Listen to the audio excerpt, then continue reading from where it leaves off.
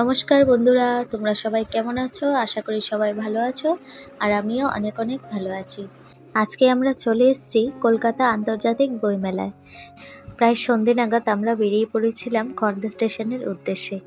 আর আমাদের বাড়ি থেকে খড়দা স্টেশন যেতে ওই টোটো করে 5 মিনিটের মতো লাগে। খড়দা থেকে ট্রেনে উঠে আমরা চলে গেছিলাম বিধাননগর। বিধাননগর নেমে সেখান থেকে বাসে করে আমরা পৌঁছে গেলাম সেন্ট্রাল পার্ক। আর সেখানেই হচ্ছে 48তম কলকাতা আন্তর্জাতিক বইমেলা। আর জানেন, এই কলকাতার বইমেলা আমার জন্য ছিল সেকেন্ড টাইম।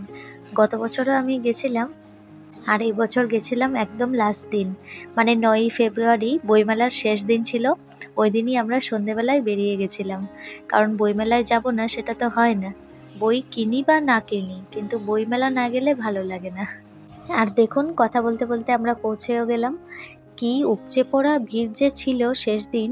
আর এই বছরের বইমেলাতে গিয়ে আমরা একটা খুব মূল্যবান জিনিস নিয়ে এসেছি। সেটা কি, অবশ্যই ভিডিওটি দেখতে থাকুন, অবশ্যই জানতে পারবেন।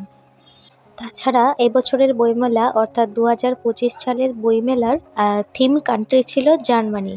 আর মেলাটি শুরু হয়েছিল 28শে জানুয়ারি থেকে, কিন্তু আমাদের সেই সময় আর হয়নি। সেই শেষের দিনে আমরা গিয়ে পৌঁছালাম।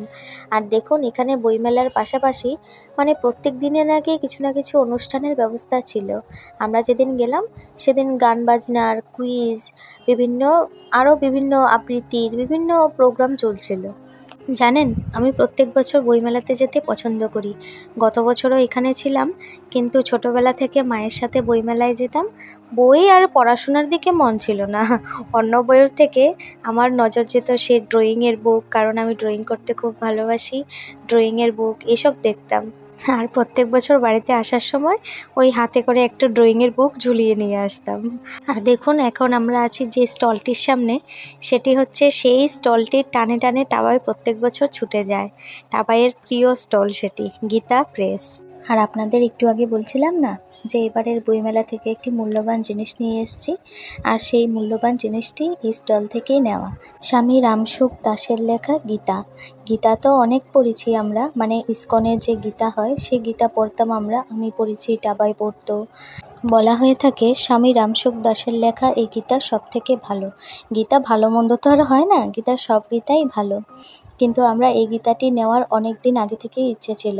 গীতা প্রেস তো অনেক জায়গাতেই আছে, যেরকম দমদম স্টেশনেও আছে গীতা প্রেসের স্টল। কিন্তু আমাদের ওই সেই কপালে যেদিন থাকবে সেদিনই নেওয়া হবে। তাই এই বছর আর দেরি করলাম না, নিয়ে নিলাম গীতা। সেই মূল্যবান জিনিসটি আমরা এবারে বইমেলা থেকে সংগ্রহ করেছি। আর দেখুন, বলেছিলাম না এবছরের বইমেলার থিম হচ্ছে জার্মানি কান্ট্রি। আর এই স্টলটির উদ্যোক্তা ছিল জার্মান দেশের লোকেরা। কলকাতার বইমেলার না এটাই হচ্ছে বিশেষত্ব।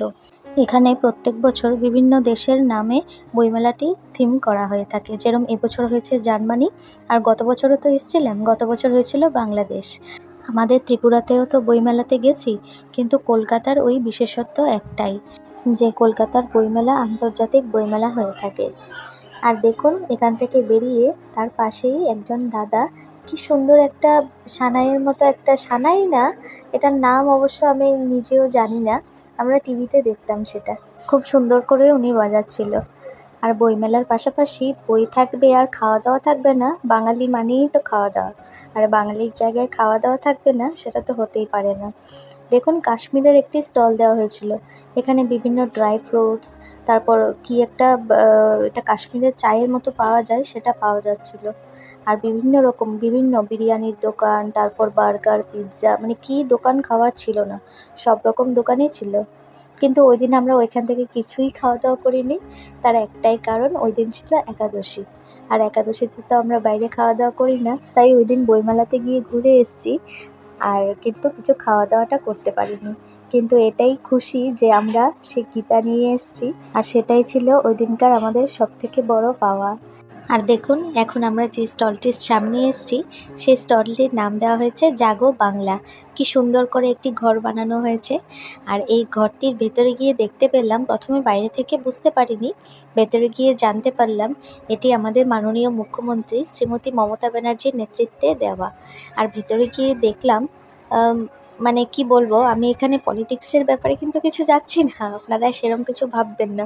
মানে ভেতরে গিয়ে আমার যা মনে হলো, ওনার ব্যাপারে অনেক কথাই আমরা শুনি, জানি, বা ওনার কবিতা নিয়েও অনেক ঠাট্টা মজা করে থাকে। কিন্তু ওনার লেখা যে এত রকমের বই আছে সেটা আমি ওই দিন বইমেলাতে গিয়েই দেখতে পেলাম। খুব ভালো লাগলো। আর এখন দেখুন আমরা চলে এসেছি আমাদের ফেভারিট, বলতে গেলে খুব ভালোবাসার স্টল, সেটি হচ্ছে ইসকনের স্টল। আর সেই স্টলে গিয়ে দেখুন এই যে লেখাটি, সেটি কোনো লেখা না, সেটি হচ্ছে আমাদের প্রভুপাদের সিগনেচার। কি সুন্দর না?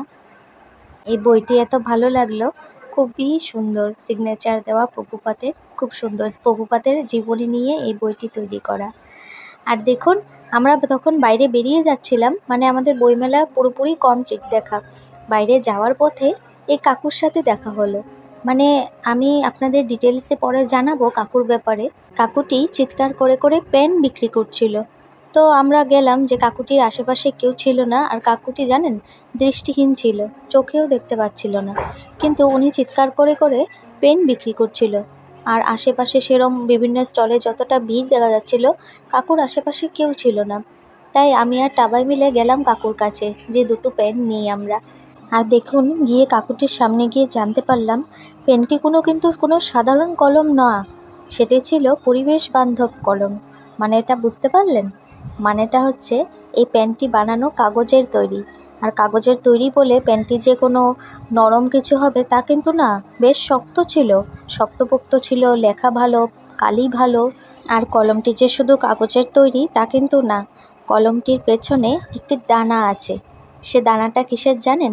কাকুটি বলল যে যখন লেখা শেষ হয়ে যাবে, কলমের কালি শেষ হয়ে যাবে, তখন মাটির মধ্যে কলমটি রেখে দিতে।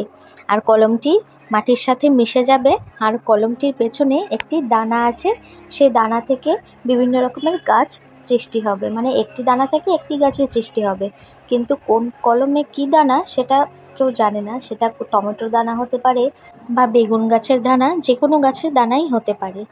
কি ভালো না জিনিসটা, ভাবতেও অবাক লাগে যে আমরা যখন ট্রেনে বাসে উঠি, কত রকমের ভিক্ষুকরা আসে হাত পেতে, ওদের হাত সবল, সব কিছু ভালো, হাত পা সব কিছুই ভালো আছে, কিন্তু ওরা ভিক্ষা করে যাচ্ছে। কিন্তু কাকুটিকে দেখুন, সে চোখেও দেখতে পায় না, কিন্তু সে একটা পরিবেশ বান্ধব কলম বিক্রি করছে। এটা আমাদের ভবিষ্যৎ প্রজন্মের কাছে অনেকটা শিক্ষণীয় ব্যাপার। যাই হোক, আপনাদের সাথে কথা বলতে বলতে আমরা বেরিয়ে পড়েছি বইমেলা থেকে। আর এই বছরের বইমেলায় গিয়ে অনেক কিছু শিখতে পারলাম, অনেক কিছু জানতে পারলাম।